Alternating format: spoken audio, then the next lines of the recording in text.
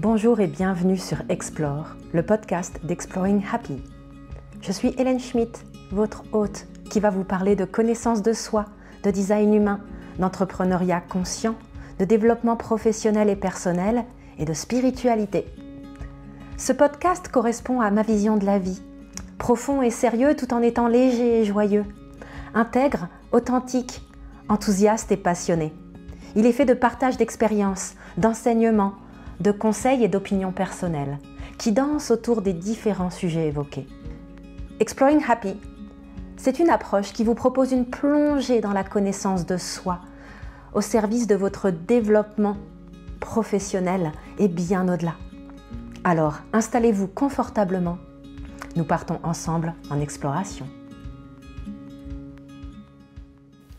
Bonjour à toutes et toutes, Hélène Schmidt d'Exploring Happy. Nous voilà de retour ensemble pour une nouvelle capsule Explore. Je voulais vous raconter une anecdote qui m'est arrivée en 2015 à Bali. Je discutais avec des masseuses d'un salon dans lequel j'allais régulièrement me faire masser et on sympathisait avec le temps. Et de fil en aiguille, elle posait des questions sur ce qui m'avait mené à Bali et pourquoi j'étais là et pourquoi si longtemps. Et là, j'étais encore en convalescence post-burnout. Je pense que je devais encore prendre des anxiolytiques par-ci par-là, même si j'avais passé le dur. J'avais des restes de dépression, enfin bref, je n'étais pas encore au top de ma forme. Et voilà que je me suis retrouvée dans cette situation irréelle à devoir leur expliquer ce que c'était le stress et ce que c'était un burn-out. C'est quelque chose qui leur était complètement étranger. Et là, l'une d'elles m'a posé une question qui, encore aujourd'hui, est quelque chose qui me reste dans ma tête parce que c'est extrêmement important comme question.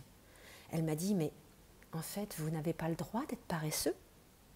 Et là, je suis restée comme deux ronds de flanc parce que bien entendu que nous, de notre point de vue d'occidental, en particulier de français, mais pas que bien sûr, on n'a pas le droit d'être paresseux. C'est mal vu d'être paresseux, c'est jugé par un conditionnement sociétal comme quoi la paresse n'est pas une valeur, alors que pour les Indonésiens, eh bien, c'est un droit pour eux.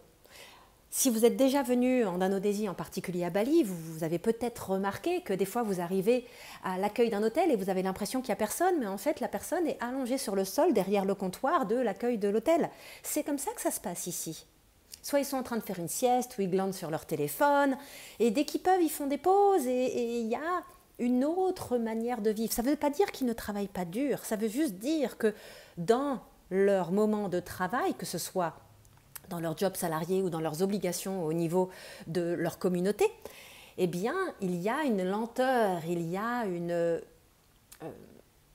paresse qui est installée et qui vient rendre un peu marteau les propriétaires de business occidentaux qui voudraient manager leur personnel baliné à l'occidental et qui doivent s'adapter à cette différence de culture. Et d'une manière générale, j'aimerais, avec cette petite capsule, vous laisser avec cette question. Est-ce que, si vous vous écoutiez, vous autoriseriez plus de paresse, mais vous l'interdisez par conditionnement et également par peur de ce qu'on penserait de vous, que ce soit vos parents, frères, sœurs, conjoints, enfants? Et si vous vous autorisiez à vous dire que la paresse est une injonction sociétale qui n'est absolument pas quelque chose d'absolu, et qu'il est complètement OK de l'incorporer dans votre quotidien.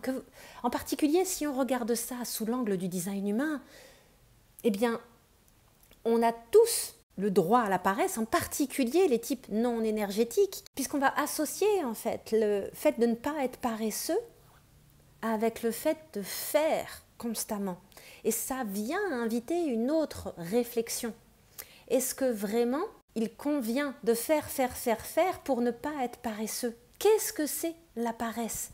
Est-ce que c'est vraiment paresseux que de prendre du temps pour se reposer? Est-ce que c'est vraiment être paresseux que d'être tout simplement écologique avec soi-même et avec son énergie? Donc voilà, est-ce que c'est vraiment être paresseux que de ne pas être dans le faire constamment?